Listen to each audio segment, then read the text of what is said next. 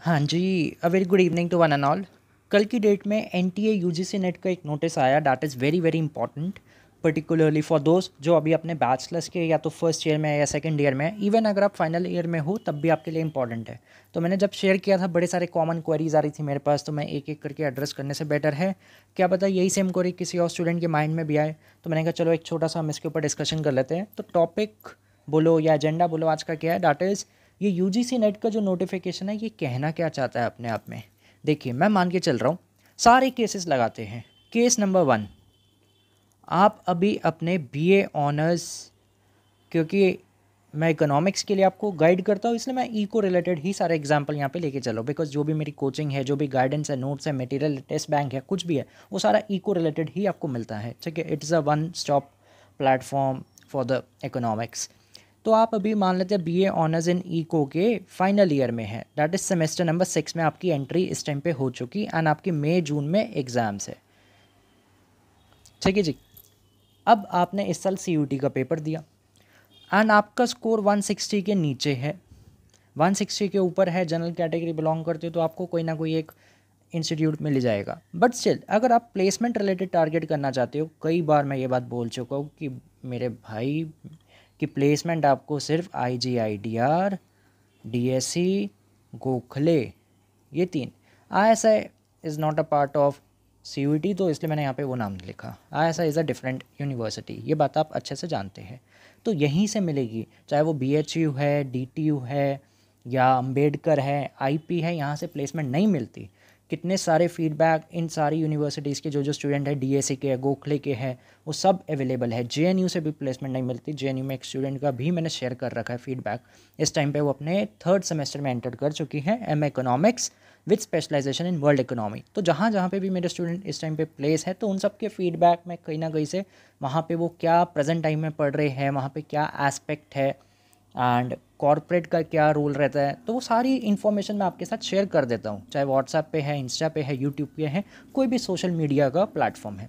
ठीक है, अब प्लेसमेंट रिलेटेड तो आपको यही मिलते हैं colleges. Now the thing is आपको ये सब नहीं मिल रहा, तो आप क्या करें ऐसे में? आपके पास ऑप्शन है कि आप 4th ईयर में कन्वर्ट कर लो, अपनी यूजी को 4 साल की बना लो। कहते क्या फ़ायदा मिलेगा? फ़ायदा ये मिलेगा, सबसे पहले तो आपको जो पहले डिग्री मिल रही थी BA ऑनर्स इन इकोनॉमिक्स, आज वो मिलेगी BA honours in economics with research. Degree advance हो गई। कई बार मैंने आपको कहा है कि आज के टाइम पे जितने भी फॉर्म्स आ रहे हैं, जैसे अभी एनटीए का फॉर्म आया, वहाँ पे भी एक कॉलम है, do you possess any qualification in research, yes और नो। तो सारे नो टिक करते हैं एज ऑफ नाउ, जिसके पास हो तो बात अलग है।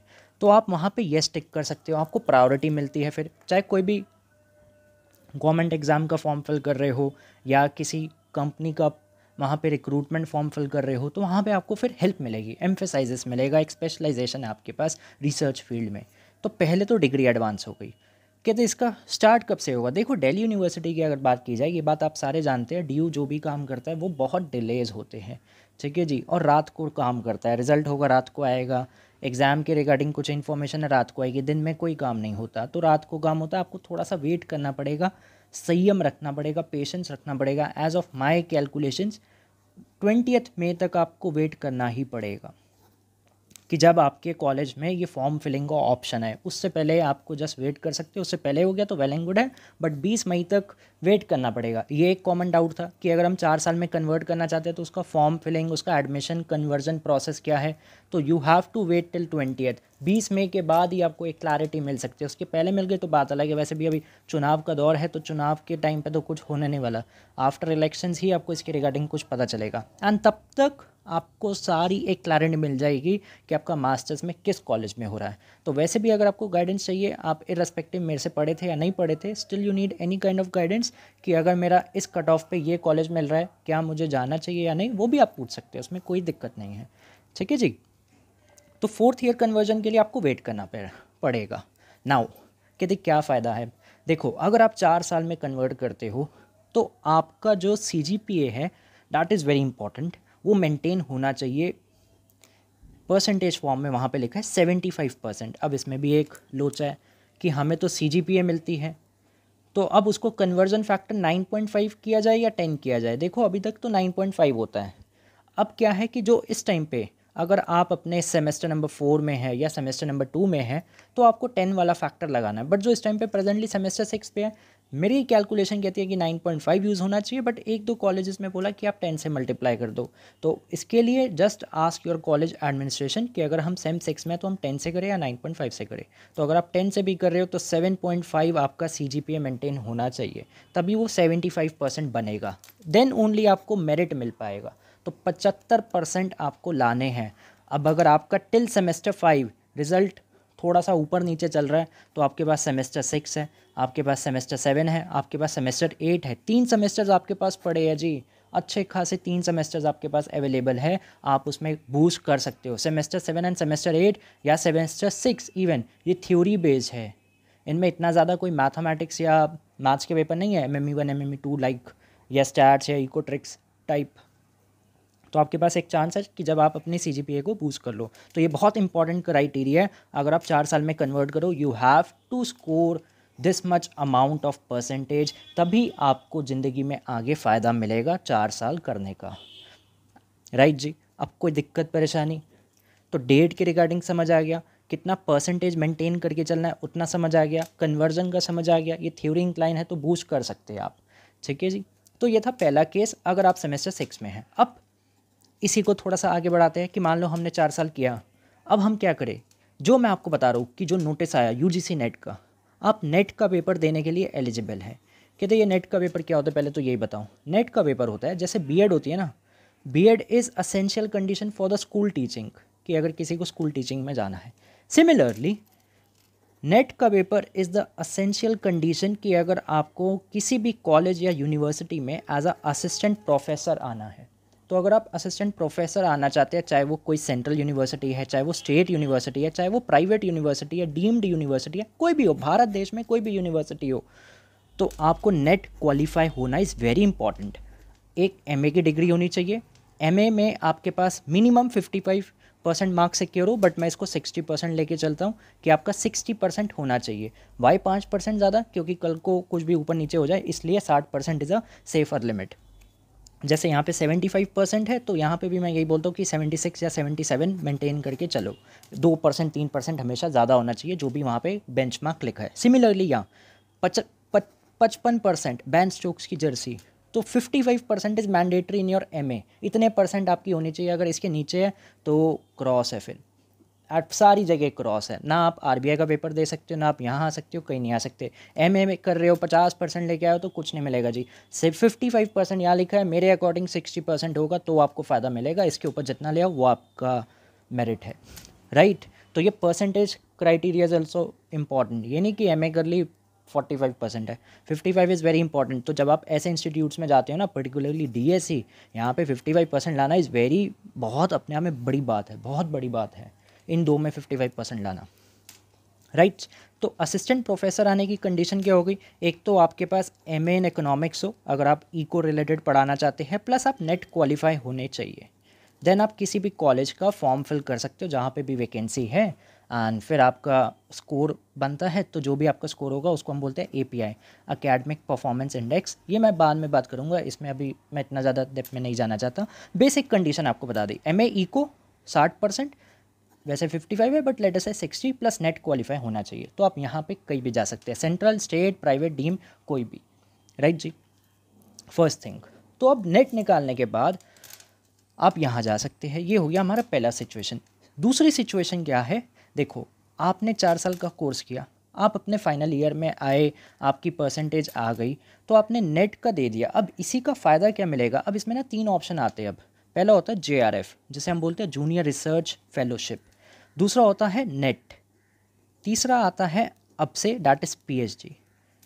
तो 300 नंबर का आपका पेपर है UGC नेट का, ठीक है जी। JRF का मतलब junior research fellowship, which means Bharat सरकार मिनिस्ट्री ऑफ एजुकेशन आपको पर मंथ 40,000 के अप्रॉक्स देता है for the PhD enrol candidates. जहाँ से भी आप अपनी PhD कर रहे हैं, कोई भी यूनिवर्सिटी से कीजिए, आपको 40,000 रुपये भारत सरकार देगी पर मंथ। एंड ये लमसम में मिलता है, लाइक ऐसा नहीं होता कि पर मंथ आए, जैसे 3 महीने का इकट्ठा आ गया 1,20,000 आ गए, तो हमेशा कंसोलिडेट अमाउंट आता है 2-3 महीने का इकट्ठा, वो सारी चीज़ें लिंक होती है तो टाइमली पैसे आ जाते हैं। पैसों की टेंशन मतलब सरकार पैसे दे देती है, एडमिशन होना चाहिए बस, राइट। तो पहला हो गया जेआरएफ। जेआरएफ से क्या फ़ायदा, एक तो आपको पीएचडी में अमाउंट मिलता रहेगा, स्टाइपेंड टाइप बोलो, प्लस आप एज अ असिस्टेंट प्रोफेसर भी पढ़ा सकते हैं, ठीक है जी। दूसरा आता है नेट। नेट में क्या होता है, अगर आपने नेट निकाला है तो आप पीएचडी कर सकते हो, आप एज अ असिस्टेंट प्रोफेसर भी पढ़ा सकते हो, जैसे मैंने अभी ऊपर लिखा। बट द थिंग इज़ आपको सरकार की तरफ से कुछ स्टाइपेंड नहीं मिलेगा, बस इतना अंतर है जेआरएफ और नेट में कि आपको यहाँ पे स्टाइपेंड मिलता है, यहाँ पे स्टाइपेंड नहीं मिलेगा। यहाँ पे जिस भी यूनिवर्सिटी में अगर आप अप्लाई कर रहे हैं, बहुत सारी फेलोशिप्स है, हर यूनिवर्सिटी पीएचडी में फेलोशिप देती है। वो डिपेंड करता है कि आप किस यूनिवर्सिटी में टारगेट कर रहे हैं। 10,000 भी होता है, कहीं पे 20,000 भी है, कहीं पे 40,000 भी है, कहीं पे 55,000 भी है, जेआरएफ से भी ज़्यादा है, depending upon university to university. कहीं पे स्टार्टअप अलाउंस के नाम पे आपको मिलता है, कहीं पे बुक्स अलाउंस है, तो डिपेंड करता है, राइट। अब इसमें थर्ड कैटेगरी इस साल से क्या आ गई, पीएचडी। पहले क्या होता था, पीएचडी का अलग से एंट्रेंस होता था। जब 2023 में हुआ, मैंने जब दिया, वो फर्स्ट टाइम एंट्रेंस हुआ कॉमन यूनिवर्सिटी, जिसमें डीएसी था एंड जेएनयू था, बीएचयू था एंड बीबीएयू था। मेरे लगभग सारे निकल गए थे। जेएनयू का इंटरव्यू का कॉल नहीं आया था, जबकि मेरी कट ऑफ हो गई थी, बिकॉज जेआरएफ से ही सारी सीट्स भर जाती है। तो अगर आपके पास जेआरएफ है तो आपको बहुत प्रायोरिटी मिलती है, ये होना इज़ इम्पॉर्टेंट। फिर सेकंड कैटेगरी है, थर्ड कैटेगरी ये है। तो ऐसे कैटेगरी बन गई, category A, category B, category C. अब 300 में से आपके जितने नंबर होंगे ना, उस अकॉर्डिंग आप इन 3 में से किसी कैटेगरी में लाई करने वाले हो। जैसे पीएचडी के लिए क्या है, अभी देखो पेपर वेपर भी नहीं हुआ, कुछ भी नहीं हुआ, but still I can give you a rough figure. 300 में से अगर आप 150 मार्क्स ले आते हैं, 150, तो इतने की आपको श्योरिटी मिल जाती है कि आपको पीएचडी में कहीं पे भी इंटरव्यू कॉल आ जाएगा। पीएचडी में भी it's a very rigorous and long process. पहले एंट्रेंस होता है, एंट्रेंस के बाद आपका इंटरव्यू होता है, रिसर्च प्रपोजल बेस्ड, उसके बाद फाइनल मेरिट लिस्ट बनती है। एंड इको में जनरल कैटेगरी के लिए सीट्स बहुत कम है जी, सच बता रहा हूँ जी, हार्डली 3 या 5 सीट इतनी होती है बस। एंड यूनिवर्सिटीज़ आपके पास बहुत है, अच्छे अच्छे ऑप्शंस है आपके पास। आईआईटी से भी आप पीएचडी कर सकते हैं, डीएससी है, आईजीआईडीआर है, जेएनयू है, बड़े सारे ऑप्शंस हैं। तो वो मैं आपको साइमल्टेनियसली गाइड करता रहता हूँ कि कहाँ पे फॉर्म ओपन हो रहे हैं, तो वहाँ पे आप जा सकते हैं। सो अगर आपने 150 नंबर ले आए, है ना, जैसे अभी आपने सीयूटी दिया, अब आप 150 नंबर अगर ला रहे हो तो इतने की आपको एक कन्फर्मेशन मिल जाएगी कि आप पीएचडी में कहीं भी यूनिवर्सिटी में इंटरव्यू के लिए अप्लाई कर सकते हैं, क्योंकि एंट्रेंस तो आपका हो गया इसी बिहाफ पे। फिर आपको अलग से एंट्रेंस नहीं देना, फिर आपको देखना है जिस यूनिवर्सिटी की कट ऑफ आ रही है वहाँ पे आप अपना फॉर्म फिल कीजिए, आपको इंटरव्यू कॉल आएगा। जो भी आपका एरिया ऑफ रिसर्च है, आरपी लिख देता हूँ मैं इसको, रिसर्च प्रपोजल, जिस भी एरिया में आप रिसर्च करना चाहते हैं, माइक्रो में, गेम थ्योरी में, इकोनोमेट्रिक्स में, एज पर योर इंटरेस्ट, पूरा इंटरेस्ट बेस, तो वहाँ पे फिर आप इंटरव्यू के लिए कॉल होते हैं। उसके बाद फिर आप जाते हैं एंड फाइनल मेरिट लिस्ट पे द यूनिवर्सिटी विल डिसाइड कि कौन कौन शॉर्टलिस्ट हुए फॉर द पीएचडी, राइट। अब इसमें 10 नंबर और ऐड कर दो, लाइक आपके 160 170 आ रहे हैं, तो आपको नेट मिल जाएगा। नेट मिल जाएगा तो क्या होगा, फिर दोबारा आप पीएचडी के लिए भी जा सकते हो एंड आप किसी भी कॉलेज में असिस्टेंट प्रोफेसर के लिए भी अप्लाई कर सकते हैं। एंड अगर मान लो आपके 175 180 आ रहे हैं, 300 में से 180 नंबर आ गए, तो आपको जेआरएफ मिल जाएगा। जेआरएफ का मैंने आपको सारा बता दिया। तो आपके तीनों कॉलम टिक हो गए।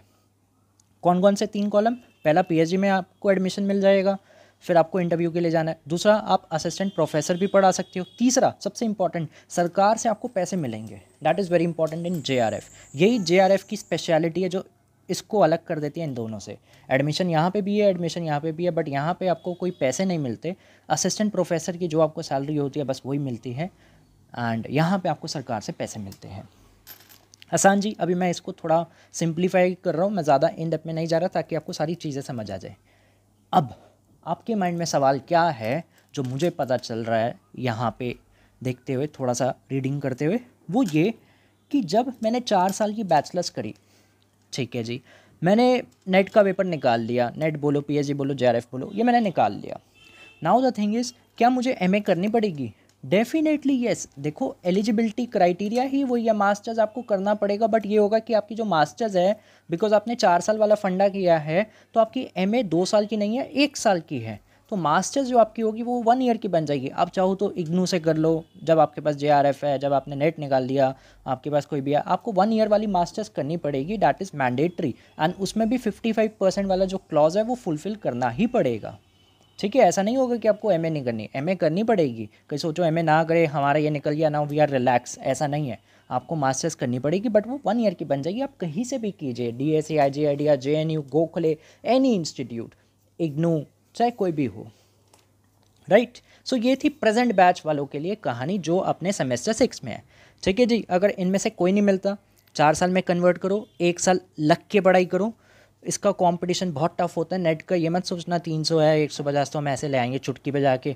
कहीं ये सोचो हमारे 300 में से 240 आया है, 250 आया है, CUT में 280 आया है तो यहाँ भी हम ले आएंगे, ऐसा नहीं है जी। इसकी कहानी डिफरेंट है, CUT की कहानी डिफरेंट होती है, तो ज़मीन आसमान का अंतर आ जाता है। वो अभी बताता हूँ कैसे आता है, राइट। यहाँ तक कोई दिक्कत? कंडीशन समझ आ गई ना सारी? एमए की कंडीशन, 4 साल की कंडीशन, परसेंटेज का क्लॉज, JRF का क्या है, नेट का क्या है, PhD का क्या है। So this is a very good system, मेरे को बहुत अच्छा लगा पर्सनल लेवल पे। ठीक है, सरकार ने ये बड़ा अच्छा काम किया है। रीज़न बीइंग सिंगल पेपर कर दिया। पहले क्या था, PhD का एंट्रेंस अलग दो, हर यूनिवर्सिटी के लिए अलग दो, तो उसकी फॉर्म फीस भी है वो भी अलग अलग भरो, उसकी 1200, किसी के 1500, किसी के 800, तो बड़े पैसे खर्च होते थे फॉर्म फिलिंग में। तो ये काम अच्छा कर दिया, एक ही पेपर ले रहे हैं, एक ही पेपर में जो भी मार्क्स आएगा उसको कैटेगरी वाइज बना दी, category A, category B, category C। तो उस अकॉर्डिंग जो भी आपके नंबर हैं आप उसमें फुलफिल कर सकते हैं, राइट। तो 150 is the minimum age of now. बाकी जब पेपर आएगा depend on the difficulty, depend on the कितने कैंडिडेट्स ने फिल किया है, क्या स्कोर है, बट ये एक आपकी सेफ स्कोर है 300 में से, राइट जी, clear. Now coming to the case, अगर आप केस नंबर 2, आप BA ऑनर्स इन इकोनॉमिक्स में हैं या BBE में है या कोई भी है, बिजनेस इकोनॉमिक्स को भी हम सेम ट्रीट करते हैं, बट आप अभी अपने सेमेस्टर 4 में हैं। कहते हैं अब हम सेम 4 में हम क्या करें, हमारे लिए क्या है, ये तो जो प्रेजेंट बैच है सेम 6 में उनका हो गया ना। देखो आपके में तो कोई ऐसा वो नहीं है कन्वर्जन वाला कुछ फॉर्मूला, आपका तो सिंपल है कि आपके पास तो 4 साल वाला ऑप्शन है। तो बेटर यही है जो मैंने आपको कई बार बताया, इस बार भी मैं आपको वही बात ही पहले बोलूँगा। फर्स्ट केस, इसमें सिचुएशन 1 आपके लिए क्या बन सकती है? सिचुएशन 1 ये बन सकती है, जब आप अपने फाइनल ईयर में आते हैं, डैट इज सेमेस्टर 6, आप MA एंट्रेंस का पेपर दो, CUET, ठीक है। वहाँ पे आपका स्कोर कम से कम 200 प्लस होना चाहिए। इस बार तो 190 195 आने पे भी श्योरिटी नहीं है कि हमें एक अच्छा कॉलेज मिल पाए, तो इसलिए 200 plus is very important condition. तो आप 200 प्लस का टारगेट करो। अगर आपका 200 प्लस आ जाता है, go and enrol in the masters. Then फिर आप वही पुराना वाला जो प्रोसेस है जो अभी तक चलता है वही फॉलो करना, ओल्ड स्कीम एक तरीके से। 3 साल की आपकी बैचलर्स है आपकी, देन MA 2 ईयर की बनेगी। देन आप सेकेंड ईयर के जब सेमेस्टर 3 में होते हैं, इवन कुछ स्टूडेंट्स ऑफ सेमेस्टर 2 एंड पे भी नेट का फॉर्म भर देते हैं। तो आप जब आप सेमेस्टर 3 में या सेमेस्टर 4 में आते हो या सेमेस्टर 2 में हो, आप UGC नेट वाला फॉर्म फिल कर दो। उसमें भी फिर वही 3 कंडीशन है डिपेंडिंग अपॉन कैटेगरी जो मैंने आपको पीछे बताया, JRF, नेट एंड PhD, ठीक है। तो आप ये वाला पेपर दो, आपका ये निकल गया 300 नंबर में से अगर आपके 150 प्लस आ रहे हैं तो you are in a safe zone, आपको कैटेगरी A, B, C में से कुछ ना कुछ मिल जाएगा। ये हो गया सिचुएशन 1। नाउ सिचुएशन 2, अगर आपका स्कोर 200 के नीचे है या इनफैक्ट मान लो 190 के नीचे है, तो क्या करें? सेमेस्टर 6 में अगर आप है, आपने एंट्रेंस दिया एंड आपका स्कोर आ रहा है लेटर से 190, बहुत कम चांस है कि आपको DSC, IGIDR या JNU मिल पाए, ना के बराबर एज ऑफ नाउ। 190 पे नहीं मिलने वाला, बिकॉज बहुत कैंडिडेट्स हैं जो 200 प्लस लेके आते हैं। तब आप सेमेस्टर 7 दो, सेमेस्टर 8 दो, ये आप सारे पेपर्स दीजिए एंड उसके साथ ही अपनी CGPA या परसेंटेज, आपका तो 10 वाला CGPA का फॉर्मूला है ना, तो 75% आपको मेंटेन करना पड़ेगा। यहाँ पे ऐसा कुछ नहीं है, यहाँ पे फर्स्ट डिवीज़न मेंटेन करनी है, मतलब 65% भी अगर आप मेंटेन करके चल रहे हो अपने टिल सेमेस्टर 6 तक, then it is a very good, ठीक है, कोई दिक्कत नहीं आएगी क्योंकि आपका 2 साल का MA का है। देन आपको MA में 55% मेंटेन करना पड़ेगा और उसमें भी +5 लगा के चलो फॉर द सेफर लिमिट 60%। तो आपको ये परसेंटेज होल्ड करनी पड़ेगी अगर आप 3 साल वाला कोर्स करते हैं। बट अगर आप 4 साल वाला करते हैं तो ये 65 की जगह 75% बनना चाहिए। That is a mandatory. मेरे नॉर्म्स नहीं है, कहीं सोचो मैंने बनाया, मैंने नहीं बनाया भाई, UGC ने बनाया है, मैं आपको उन्हीं की बात को फॉरवर्ड कर रहा हूँ बस, ठीक है। तो 75% मेंटेन करो। देन आपका नेट का पेपर दो, उसमें अगर आपको कुछ भी मिल जाता है तो वेल एंड गुड है, एंड अप्लाई फॉर MA। आप MA कीजिए, इसके लिए भी आपको MA एंट्रेंस देना पड़ेगा। CUT वाला पेपर जो आपने पहले दिया था जिसमें आपके 190 नंबर आ रहे थे, तो आपको वो दोबारा देना पड़ेगा अपने सेमेस्टर नंबर 8 में। ये सेमेस्टर 6 में दिया था, ये सेमेस्टर 8 में देना पड़ेगा। तो आप एंट्रेंस दीजिए एंड उसमें स्कोर कीजिए कम से कम 200 के आसपास, ताकि आपको मिल जाए। इन केस अगर ना भी मिला या स्कोर कम है तो आपके पास नेट है, आपके पास JRF है, आपके पास PSG है, तीनों में से कुछ ना कुछ तो है ही ना आपके पास। तो आप फिर अपनी MA कहीं से भी करके 1 ईयर वाला कोटा पूरा करके परसेंटेज मेंटेन करके देन आप असिस्टेंट प्रोफेसर के लिए एलिजिबल है। राइट जी। तो ये सिचुएशन नंबर 2 हो गई जो आपकी बनती है। नाउ केस नंबर 3 कि जो सेमेस्टर नंबर 2 में है अपना इकोनॉमिक्स ऑनर्स या BA में, BBE में, तो वो क्या करे। अगर आप सेमेस्टर 2 में, आपकी फोकस होनी चाहिए इस टाइम पे सबसे प्रायोरिटी कि सेम 2 में आप 9-10 CGPA टारगेट कीजिए। Because when you entered in semester 3 semester 4 then it becomes very difficult कि आप 9-10 CGPA लाओ। तब बहुत डिफिकल्टी होती है, बहुत पढ़ना पड़ता है, तब जाके आप 9-10 CGPA ला सकते हैं। तो आपका टारगेट होना चाहिए कि आप अभी 9-10 के ऊपर काम करो। देन सेमेस्टर 3 से ही डिपेंड्स अपॉन द एम। अगर आप इकोनॉमिक्स में ही करियर बनाना चाहते हैं, मास्टर्स इज मैंडेटरी, आप सेमेस्टर 3 के साथ ही एंट्रेंस की प्रिपरेशन टारगेट कर दो। पहले मैं कभी नहीं बोलता था कि सेम 3 के साथ ही करो, मैं पहले यही बोलता था सेमेस्टर 4 निकाल लो, सेमेस्टर 4 ऑनवर्ड्स करना। बट अब सेमेस्टर 3 बोलना पड़ता है। वाई बोलना पड़ता है? क्योंकि इतने सारी चीज़ें चेंज हो रही है, इतना सारा ट्रांजिशन हो रहा है, सिलेबस बढ़ता जा रहा है, कॉम्पिटिशन बढ़ रहा है। तो उन सब चीज़ों को माइंड में रखते हुए आपको सेमेस्टर 3 के साथ ही एंट्रेंस की प्रिपरेशन करनी चाहिए। अब आपको बहुत टाइम मिलेगा पढ़ने के लिए, बहुत बड़ा सिलेबस है। कोई ये सोचे कि हम 2 महीने 3 महीने में पढ़ लेंगे just like are same exam, ऐसा नहीं है जी। बहुत बड़ा सिलेबस है, it will take a time. 1 साल प्रॉपर आपको देना पड़ता है। प्रॉपर मतलब प्रॉपर देना पड़ता है 1 ईयर। कम से कम 300 तो भाई मेरी वीडियोज़ है, 300 शायद इसके ज़्यादा ही हो, ये तो एक कट ऑफ फिगर है। 300 वीडियोज़ हैं, लगभग 1.5 घंटे की। तो जब इतनी वीडियोज़ हैं, आपको पहले उन्हें देखना है, उसके नोट्स बनाने हैं, उसमें कहीं डाउट आ रहा है वो सॉर्ट आउट करना है, तो बड़ा सारा काम है, बहुत लंबा प्रोसेस है। इसलिए तो उसके साथ ही आप एंट्रेंस की प्रिपरेशन कीजिए एंड इसी के साथ आपकी नेट की प्रिपरेशन भी साइमल्टेनियसली हो जाएगी। देन आप दोनों पेपर्स दे सकते हैं। सो ये आपका केस है। नाउ कमिंग टू दोज जो सेमेस्टर नंबर 4 में है, आपके लिए एक छोटा सा मैंने यहाँ पे कॉम्बो यहाँ पे बैच बनाया है, जिसमें सेमेस्टर 4 के पेपर्स, सेमेस्टर 5 के पेपर्स, सेमेस्टर 6 के पेपर्स, इनका सिलेबस हमें पता है जी। सेमेस्टर 7 एंड 8 का हमें अभी सिलेबस नहीं पता, बट जब सिलेबस आएगा तो इसके नोट्स या वीडियोस जो भी हो पाएगा मेरे एंड से वो मैं आपको प्रोवाइड कर दूंगा फॉर द 7 एंड 8। इसके साथ साथ CUET की प्रिपरेशन, इसके साथ साथ UGC नेट की प्रिपरेशन आपकी अंडर वन रूफ चलेगी। सो सारे सेमेस्टर कवर्ड है, 4, 5, 6। 5 में आपके पास 3 कोर पेपर है इस टाइम पे, game theory, development economics and business cycle. Then फिर उसमें आपको चॉइस पेपर भी ऑप्ट करने हैं। चॉइस पेपर में ऑप्शन है environmental eco, open economy, public economics and applied tricks. भाई अप्लाइड ट्रिक्स मत लेना, फंस जाओगे। आपका काम क्या है? सेमेस्टर में CGPA ज़्यादा लाना। तो इस पेपर को अगर ले लिया तो CGPA नहीं आएगी, बहुत टाइम लगेगा। तो अपने सेमेस्टर को हमें ऐसे सेट करना है कि हम ऐसा पेपर ऑप्ट करें जिसमें हमारे मार्क्स ज़्यादा आ जाए। जैसे open economy is the best choice, public economics is the best choice, ये दोनों आप लेना। इसके बाहर अगर आपको जाना है तो आप एनवायरमेंटल इकोनॉमिक्स भी ऑप्ट कर सकते हो। चार्ल्स कॉल्स्टेड की एक बुक चलती है, चार्ल्स कॉल्स्टेड। एंड ओपन इकोनॉमी में हम पॉल क्रूगमैन पढ़ते हैं। पब्लिक इकोनॉमिक्स भी आसान पार्ट है, एक इसमें इंडियन पब्लिक फाइनेंस आता है एंड एक इसका जनरल पब्लिक गुड्स के रिगार्डिंग पार्ट बनता है। तो अप्लाइड ट्रिक्स मत लेना, ऐसा मेरा सजेशन रहेगा, फंस जाओगे। क्योंकि आपका फोकस होना चाहिए 75% CGPA लाना, that is very important part.